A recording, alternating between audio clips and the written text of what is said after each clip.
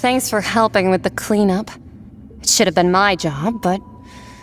oh well. It was just supposed to be a short private training session for me. I didn't think that my disciple and my master's pet would start brawling in the meantime. Well, actually, I had a feeling that it would happen at some point, but they bumped into one another earlier than I thought. What a blunder. I suppose I'll have to swing my sword 3 million times as penance. That power. Who are you exactly? Paimon has an idea. From what she said earlier, she must be Child's master. Skirk, right? It's just that he gave us the impression that she was the less talkative person. I simply did not have anything to say to the weak. But you, on the other hand, managed to defeat the all-devouring narwhal without using power from beyond this world. So you may speak to me as equals. I have to agree. It's a strange use of a planet's primordial waters just to raise an all-devouring narwhal. That kind of power is wasted on it. It's not cooperative. It eats too much. And I have more important things to do with my time than pet sitting. The only thing that creature has going for it is its looks.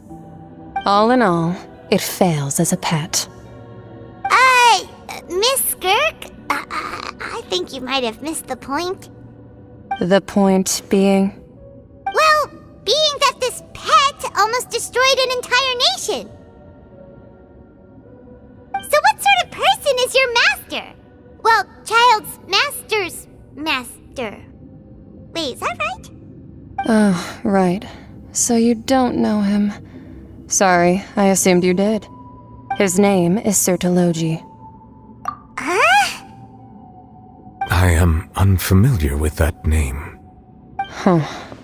So Master isn't sufficiently famous. How should I describe him then? Have you heard of the name The Fowl? The Fowl? Still nothing? Well, how about the Visionary? Vetterfalnir, then? Or Gold Rhine-Daughter? Ooh, that one we've heard! Rhine-Daughter's part of the Hexen Circle. She's Albedo's mom, right? Oh, so you do know that name. To be honest, I also heard all of those names and titles from my master. I don't actually know them either. But I suppose you understand now, yes? My master is likely a similar sort to Rhine-Daughter. They are both pursuing some form of perfection. Wait! Didn't you also mention a visionary person? Paimon didn't quite catch their name. Actually, never mind that. I believe it expedient to inform you that the all-devouring narwhal used up nearly all its strength fighting you. Such roiling hydro energies will prove difficult for the planet's deep seas to digest. As such, the fontaine back on the surface has most likely been thrown into chaos. In other words, the prophecy that you've been fretting over should now be in full swing. What?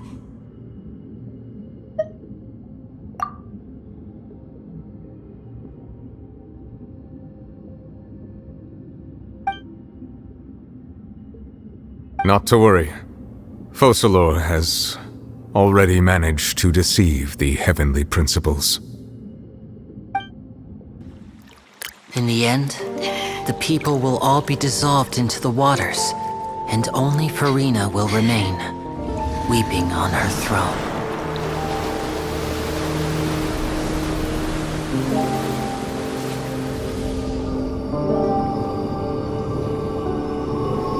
Only then will the sins of the people of Fontaine be washed away.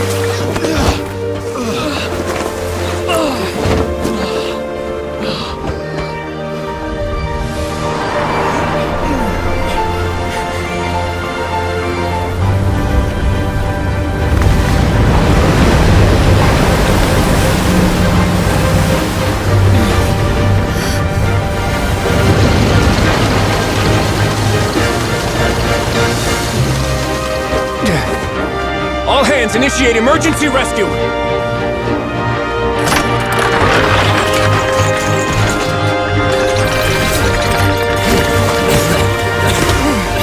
Hurry!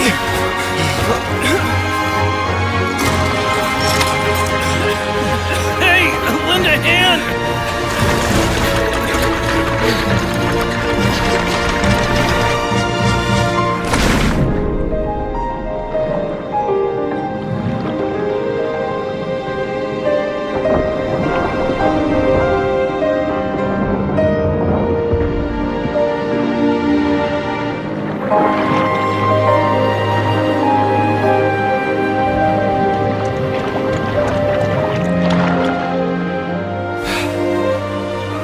Look!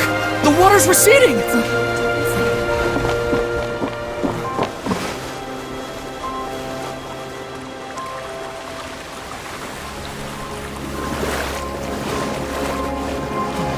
It's a miracle! Water's receding. We didn't dissolve. The prophecy was wrong! The prophecy was wrong!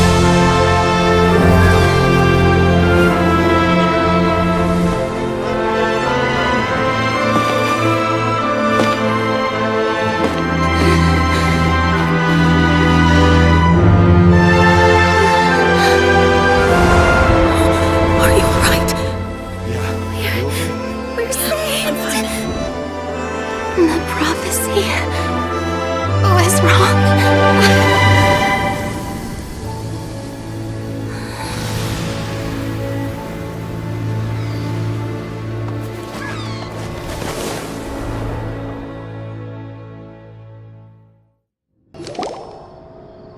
The soil renewed.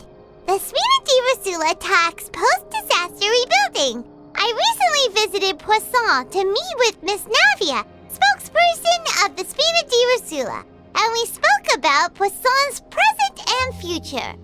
Old soil can still give birth to new bloom, Miss Navia stated. Hope is like seeing a small cookie when you're starving late at night. You just need a little of it. Skyship Winglet, lunar brain of the Fontaine Research Institute. The various disputes that have arisen on account of Mr. Edwin have suddenly become a shield over the Institute, with Jurier turning out to be a once overlooked hidden gem. People always call the first researcher mad, but few know what to call the second. And should that latter person achieve a miracle, they would find it all the harder to find a word with which to classify him and his team.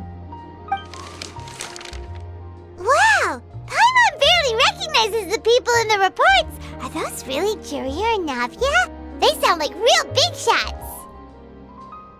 What do you think? Pretty enthralling, huh? The Steambird's idea was pretty simple. With the disaster just having passed, we would print a free edition packed to the margins with good news to calm people down. The value for these big scoops lies in their inevitable follow-ups. We'll publish further reports and go into the stories behind those people. Edwin's assistant, Jurier, created a true flying ship, while Navia is leading people in the reconstruction of their home. I'm sure that these stories could draw even your well-traveled eye. Paimon's curious too! Wait a minute. Didn't we watch everything happen from start to finish? What's there to be curious about? And that's exactly why I'd like you to come conduct interviews with me. You're the best incubators of news if you haven't noticed. And also, with you around, I'm sure I'll get to see that Duke. Are you sure? Hasn't he turned you down several times already? Oh, this time will be different. Come on, let's head to Poisson first and then make a trip to the fortress. There are some things you'll only know when you get there. Navia! Oh, it's you. What brings you all here? Hey, we're just having a look around. I'm here to update myself on how things are going here. Oh, the Fatui are here too! Let me introduce you. This is Mr. Garunt Snežević. He represented the Knave in sending us a large amount of supplies, and is helping with our work. Our residents are hard at work as well. Thanks to everyone, work is progressing nicely. We've lost a lot of people, but we're moving forward. That will have to be enough. Hello, Miss Charlotte. I'm a big fan of yours. I especially like that article you wrote last year about Fontaine's stray cats. But if you don't mind, could you not emphasize our role too much in your report? It's not charity we're doing here. We just happen to share the same interests as the Spina. I get where you're coming from. I'll keep it as simple as possible. Or would you be willing to feature as friendly neighbors? That would be fine. Thanks! Oh, you're back too. How are things? We finished laying down the construction materials. It'll be another hour before the workers are able to go over there. Huh?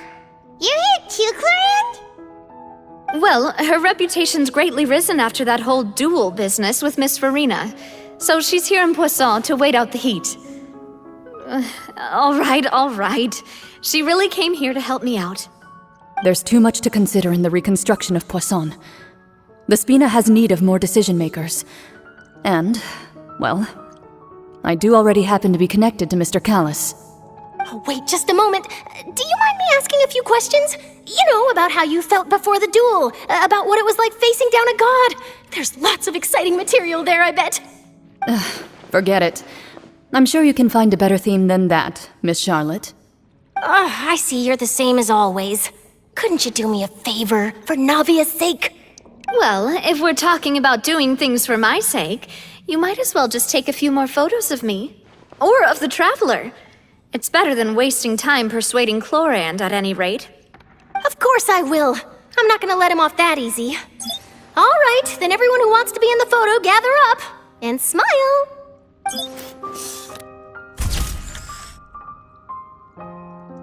How did it go? Was it a good shot? Did Paimon look cute in it? Not bad. Your addition really helped the composition of the picture.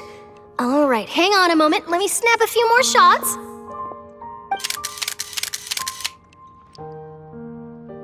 All right, that should do it. I'll be back here later anyway, so let's call it a day.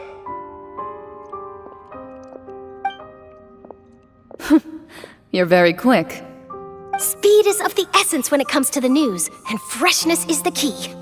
Also, not to brag, but I'm pretty good at building connections. Who knows? I might eventually get that interview with you after all, Miss Chlorand. Wow, you really do have that never say die spirit. I'm impressed.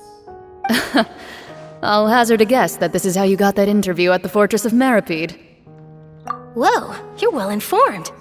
Let me make a guess too. I asked Sijuin who told Monsieur Nervillet, and he told you, right? That's a very complete information chain. In truth, all Monsieur Neuvillette asked me was, when did the fortress become so friendly towards the media? I told him that it was best not to speak too soon. There's no guarantee that Ridsley will make a personal appearance. You're right. I've got to treasure every moment I have with them. In which case, I'll be making a move first. Stay safe now. And tell me if you hear anything interesting. I'll treat you to afternoon tea in exchange.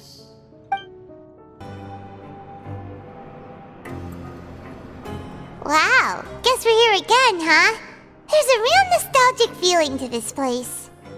Looks like you've been missing us. Duke! Did you come all the way to the entrance to greet us? Of course. I'm here to welcome you and our dear Miss Charlotte, whom our good head nurse recommended to me. It's an honor to finally meet the much-rumored Duke. Thank you for consenting to my visit to the fortress, sir. No need to thank me. But that said, I shouldn't be the focus of your interview. I trust you recall our agreement? Of course, of course. All right then, this way.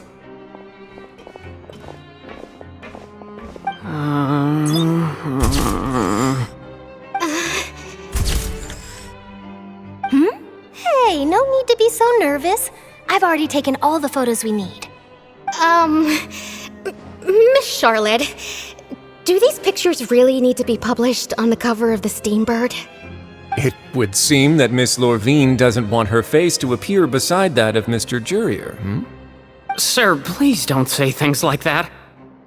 But it looks like dear Mr. Jurier denies it. Might this interview be very important to you then? No, I just... This is my first time being interviewed, and I'm very thankful to the Steambird for... Now, I might not look it, but I actually did meet Mr. Edwin once. And I'll be honest, I enjoyed chatting with you more. You've definitely got more of that genius vibe going on. The boat that brought about a miracle, the ark that saved the people. Why, you recreated a myth back there, like an emissary of legend. Still, if I might ask, where's that flying ship now? Ha! Looks like Charlotte's trying to get herself another exclusive scoop. I have to apologize, but that ship is presently in the bowels of our factory. I'm afraid it won't be easy for you to get a shot of it. Really? Well, then in that case, could I have an interview with you to make up for that loss?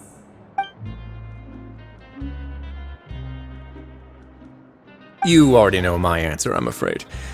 Best you interview our head nurse instead. Or perhaps you'd like to take another photo of this couple of researchers? Did you really have to use the word couple? Well, then, 2 solo photos will do. Is my hair messed up? Please, someone help me have a look. Things sure are getting pretty lively here. We've seen this kind of thing before. Oh, seems like everyone's here. Would any of you like to try this new drink I came up with? Ah, Siegeween. Hey, Miss Charlotte. Why don't you, take some pretty photos of our head nurse? Sure.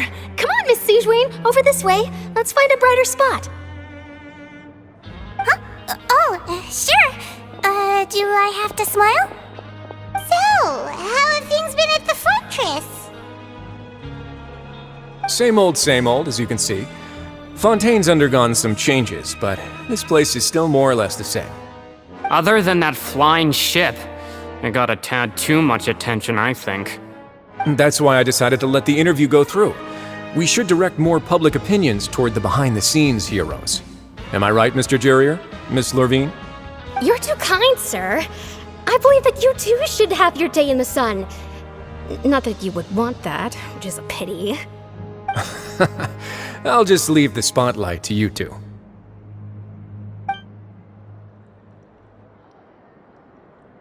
I see. Lots of things happened that day, huh? Anyway, regarding that Harbinger, I'm not sure you remember, but his 3 young followers are still waiting for his return. He sure did win them over, huh?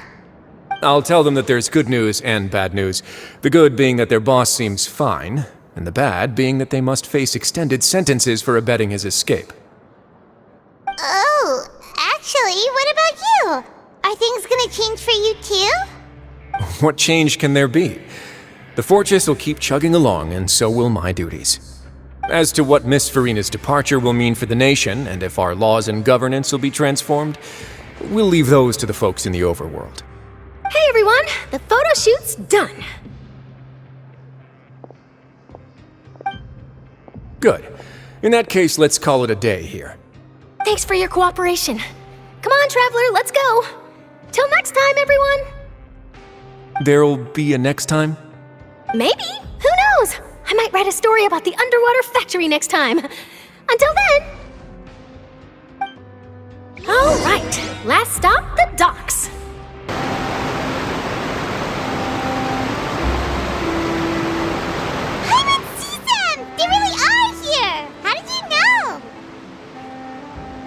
Olivia mentioned that she stayed in touch with Linny and the others after working together. Apparently, they've been at the docks distributing these strange pockets the whole time since. Traveler, Paimon. Ah, and Miss Charlotte, too. Would you like a magic pocket? What sort of gadget is it? It's a wondrous bag that can be used to carry many things. The water level has returned to normal, but if you see any of your things floating around, you can use this to carry them. Or you could trick a friend into doing it for you. Trick a friend? I wonder which of my friends would fall for that.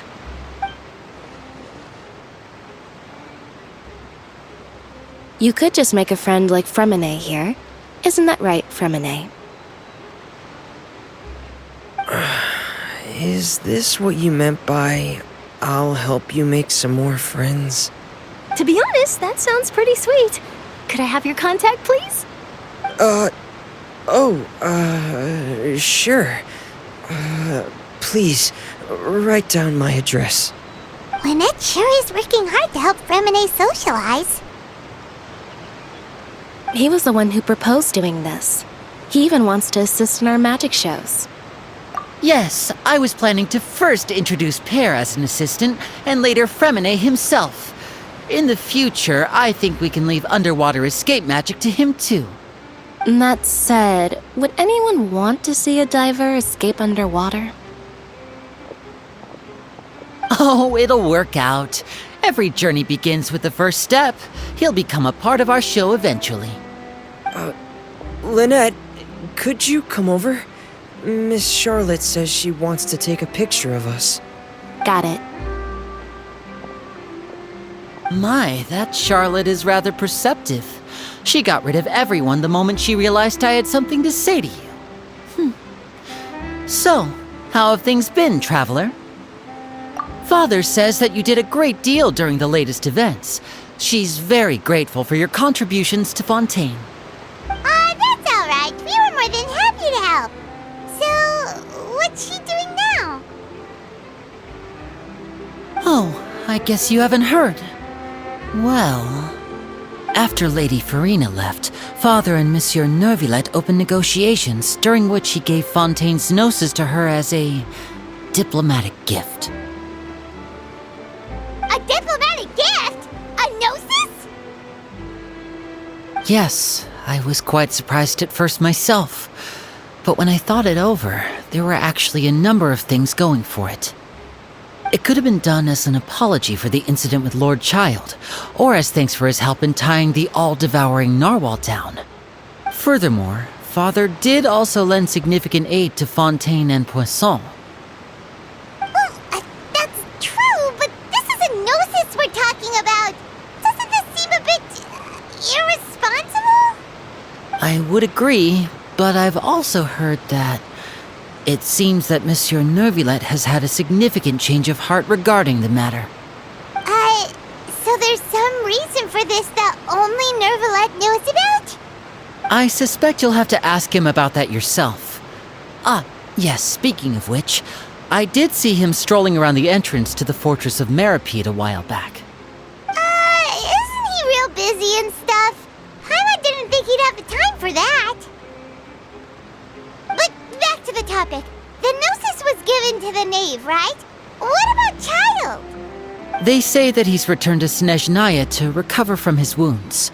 I hear that the recent disaster really did a number on his health. That's true. When you think about it, we've had loads of run-ins with the Fatui. To think we'd be allied with them this time. So shocked by such a simple switching of sides?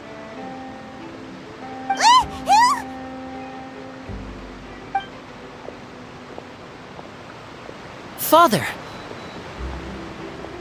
Well, what do you know? Come to the docks to see how my children are doing and meet the Traveler by chance. Please do not pay my accomplishments in Fontaine too much mind. I would have done them regardless. Are you going to take the gnosis back to Snezhnaya?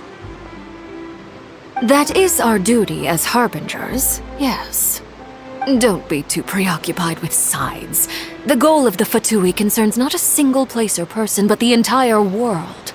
With such a grand goal in mind, it is inevitable that we must wear many masks. Switching my masks is something I've always done. Well, that depends on many things. No one truly knows what the future holds. What good is honesty if you can't rely on it forever? As for you, I very much look forward to our next collaboration. Good things cannot be achieved alone, and you've proved yourselves to be great partners. A vision? All right. I'll remember to return it. Thank you for keeping it safe for him this entire time. And that's a wrap for me. Huh? You're... Greetings, Miss Journalist. Hello. If I'm not mistaken, there are diplomatic channels I'll need to report to take a photo of you. That is correct. So forgive me, but I will not be able to serve as a subject in your article. However, feel free to write as much as you'd like about our dear magicians and our upcoming rookie talent. I will. The sea breeze is quite pleasant. I shall continue my walk while the weather remains so agreeable. Farewell. Farewell, Father. Oh, she has such an intimidating presence. I didn't even dare to take a picture. Thankfully, I've already wrapped up all my pre-scheduled interviews. Thank you all. This'll be more than enough for me to write about, I'm sure. Don't be too nervous. Why don't you take a magic pocket before you go? Here, Traveler, Paimon, you take one too. To move things about? That's right. Funny. I was giving out magic pockets when we first met too. And what do you know? I'm doing the exact same thing right now. So many things have happened, but the pockets are still the pockets. I guess this must be life. We will all follow our own paths, and serendipity will lead you to your fated friends. All right then. We'll be handing out pockets in some other districts later, so we'll get going now. Have a good day, you two. Well, guess you said Charlotte, huh? Shall we go see how Nibble's doing? As long as he's not so busy that he doesn't have time to chat anyway. The entrance to the fortress! Ooh, he really is there!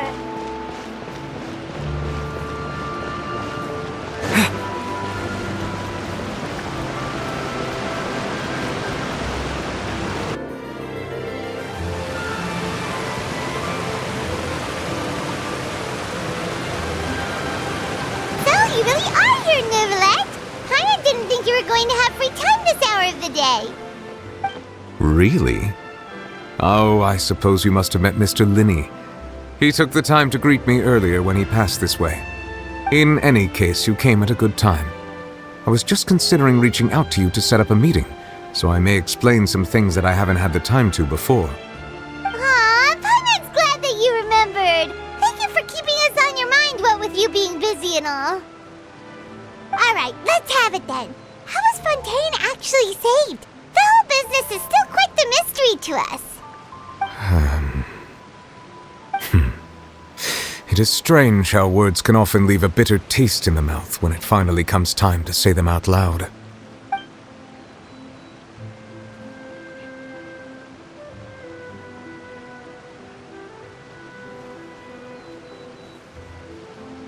Whoa. So that's what happened? Focalord destroyed the divine throne of the Hydro Archon and restored your power to you, transforming you into a fully fledged elemental dragon sovereign. But Paimon still doesn't quite get what you did to save the Fontanians from dissolving. For me, the authority of the ancient dragons refers to absolute control over the hydro element. Fontanians were incomplete humans born of Egeria's use of the power of the primordial sea, with constitutions similar to that of mimics. But so long as those primordial energies remain within them, I could use the ancient dragon's authority to grant them true blood, after the fashion in which life was first brought into being on this planet. In other words, when I gave my verdict, Fontanians became true humans, and thus would naturally no longer be dissolved by water from the primordial sea. Focalor must have counted on you to make that decision as well. Your verdict was the key to making the prophecy appear to have come true while saving everyone. Yeah, and in a manner of speaking, Focalor finally managed to fulfill the original Hydro Archon's wish to turn Oceanids into real people too! It seems from your expressions that you still have more things you wish to ask. Ask away. I will tell you the truth as I know it. I have investigated his case along many avenues, and I have learned that he once fell into an unknown chasm when he was young. There, by chance, he awakened the all-devouring narwhal. But whether it be by sentiment or reason, that should not have been enough to consider him the root cause of the disaster. At most, he would have had tangential liability. As for the judgment passed by the Oratrice during the trial, whether it was due to that liability by association or Focalor deliberately using him to buy time for us on the assumption that he would be able to hold the creature off, I cannot say. Guess Focalor had Fontanians in mind the whole time. In the end, it was thanks to her that they finally became real humans. Hang on a second. Paimon suddenly got another question. Back when Fontanians hadn't yet become real humans, were the children they had also transformed Oceanids? Life has always flowed like water. Do you recall how Fontanians would often come to the Fountain of Lucine to pray for children? Yeah! Lynette said the fountain is where all the waters in Fontaine converge. In truth, even those couples did not know that such prayers were no mere custom, but instead a form of ritual. Those Oceanids who were blessed within the spring water would later descend as new humans in the coming months. Paimon sorta gets it now. Either way, seems like this ritual won't be of any further use, but it'll probably live on as a local custom. Ask away. I will tell you the truth as I know it. Yeah, about that. Risley said Farina has already left. What's that all about? Ah, Lady Farina. The people are only aware that her death sentence has not been carried out. She abdicated the post of Hydro Archon and left affairs related to that title to me, before leaving the Opera House. I related Focalor's words to her faithfully and completely. After hearing them, she seemed neither saddened nor comforted. She simply said that she was tired and needed to rest. Having said that, she then packed her things and moved out of the Opera House, not unlike how an ordinary person might. But she's still got a place to stay, right? You need not worry. I will make arrangements to ensure that she will not want for food, clothing, board, or travel. In truth, I am somewhat happy for her. The wear and tear on her spirit will, of course, take time to heal. But now that she no longer has to play the role of Focalor the Hydro Archon, she can finally lay down her burdens and lead a normal life. What about you then? What are your plans now that you've regained your full powers as the Hydro Dragon? After Focalor passed on, the Oratrice also ceased to function. This matter will directly affect our trials. After much careful consideration, I've decided to take over its role in our courts. From now on, I shall hear cases and pass verdicts by myself. Looks like you're still considering stuff from the perspective of the Udex, huh? As an elemental dragon, there are indeed many things that I must do. But this power and this duty, in a manner of speaking, you could say that both were granted to me. As such, before I attend to my other responsibilities, I must first and foremost continue to serve Fontaine as its highest judge. The duty of the Hydro Sovereign and the duty of the Udex shall coexist within my person. Additionally, the Hydro Archon's departure has brought about another problem, which is that the Opera House shall no longer produce indemnitium. That's true. That power was derived from the people's faith in the Hydro Archon, wasn't it? Wait, but the various mechs and machines in the city are all still okay. Where are they getting their energy from? As I am now, I have full command over New Musia, and it can serve as a complete substitute. Another reason why I cannot quite leave Fontaine immediately. Wow. This ancient dragon's authority stuff is really quite useful, huh? Ask away. I will tell you the truth as I know it. Oh, that's right! They say you've given it to the knave as a Leaving aside their intentionality, the two Fatui Harbingers have indeed done much for us during this crisis. Their sole remaining goal in Fontaine, at least at this point, would seem to be the Gnosis. The Oratrice has ceased to function. The Hydro Archon's divine throne is now no more, and I do not need the Gnosis's power. As such, it has lost all meaning for Fontaine. If the Fatui have impure designs, then we might as well accede to their request now, and avoid unnecessary conflict. What complicated considerations? Paimon thought you were just giving it to them out of gratitude to the knave and as an apology to Child. Ask away. I will tell you the truth as I know it. You will soon be heading to Natlan, I presume? I'm afraid that I have little talent as a travel guide, so all I can do is tell you what I know about that land. As far as I'm aware, Natlan can be said to be a nation of dragons. A nation of dragons? You mean like you? No, I suspect that I would not find myself welcome there. Unlike ancient dragons such as myself, the dragons of Natlan have undergone long years of development and evolution. Large numbers of them have entered a form of coexistence with humanity. Natlan is also the nation of war. War ravages those lands like an undying flame. There is one other piece of information I got incidentally from my negotiations with the Knave that I believe may be useful to you. The Harbinger known as the Captain has thrown his hat into the endless ring of war. The Captain. Sounds like a real tough customer. Seriously, everywhere you look, there's a Fatui Harbinger doing their thing. I suggest that you fully prepare yourself before going to Natlan. In the meantime, Fontaine's doors will always be open to you. Ask away. I will tell you the truth as I know it. Hang on a sec. Paimon's still got a question about Gnosis. When we spoke to Linny earlier, he mentioned that your attitude towards giving away the Gnosis had clearly changed. We guessed that there might be some reason for it that only you were aware of. No wonder the House of the Hearth is the Fatui's intelligence division. They are certainly sharp. So regarding this specific issue, I was just getting ready to share something with you.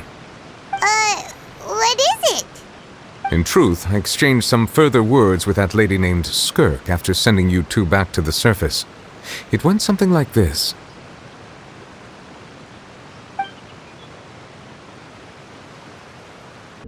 Well, we're going to head topside to see what's going on. You hurry over soon as well, all right, Nervalet? What next? The all-devouring narwhal isn't here, so I'm no longer getting any interference. I can finally catch the scent of your power, what it's made of. It is the authority of the planet's primordial dragons, but with something very similar to a god's curse mixed in. It's quite a novel blend. I'm sure I've encountered something like this before. What was it again? I do not know what you speak of. Of course. How could I forget? You should have the remains of the third descender on your person, yes? Remains? I've never heard of any such thing. According to your parlance, I believe it may be called a gnosis. Well, that much is true. After Focalor's divinity faded, she handed her gnosis to me. But I fear I have never heard of it described in the manner that you just did. I've been training with my master, the Fowl, ever since I was young, and I have never returned to the surface since. So most of the information I possess, I got from him. It is only natural for those who are greater than humanity to possess a different sort of common sense, which is why there are so many problems in our attempts to communicate with humans. Regardless, you should probably get rid of objects of misfortune to prevent any disasters from befalling you. To live in itself is a blessing. But once a person dies, the bonds he once had with this world shall all turn to curses. What do you mean by that? No need to fret. These are just my personal thoughts, and my reason for no longer wishing to return to the surface. This third descender you refer to, who are they? And when did they die? Master never mentioned them to me. Perhaps it just wasn't that important for me to know. If you're interested, though, I could ask him. I'll be sure to pass the answer on to you next time. Next time? You believe we will meet again? I do. Wait. I have a disciple of my own, don't I? He can be the messenger then? That's what she told me. Whether it would prove useful or not, I wanted to pass that information on to you. The remains of the third descender? So that's what the Gnosis actually are. Paimon just thought they looked like chess pieces. How could they be a person's remains? All the same, assuming that there was no misunderstanding or special metaphor at play, that is what she meant to say. And she said that it would bring misfortune and that you should check it, which is why you gave it to the Fatui. If she speaks the truth, then I would simply be putting Fontaine at unnecessary risk by keeping it here.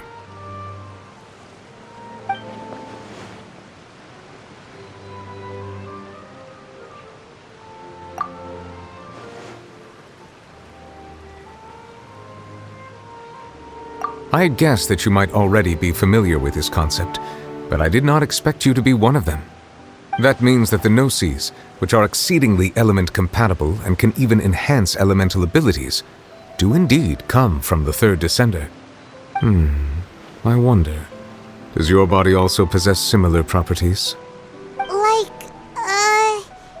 Like being able to use elemental powers without a vision! That does sort of count as special compatibility, right? No, let's not think about this stuff right now. It just feels creepy. Comparing the Traveler to the dead third descender and all. That's what you say, but this topic still feels like bad luck. Once Child recovers, let's get some more answers out of him. Or go look for his master and get the answers that way. I too believe it unwise to make too many blind guesses when information is lacking. The same is true of being at court. Alright. Whatever the case, it seems like the crisis here in Fontaine's over for now. Yes. All of Focalor's efforts were for this moment as well. But she sacrificed herself in the end as a god, and she suffered through all those years as a human. Was that really what she wanted? I suppose that would be the mystery of a god's will. I suspect not. But once in a while, I too would guess that if wishes were like the clouds in the sky, they will one day return to the earth as raindrops. Life flows like water, and rain is the final answer.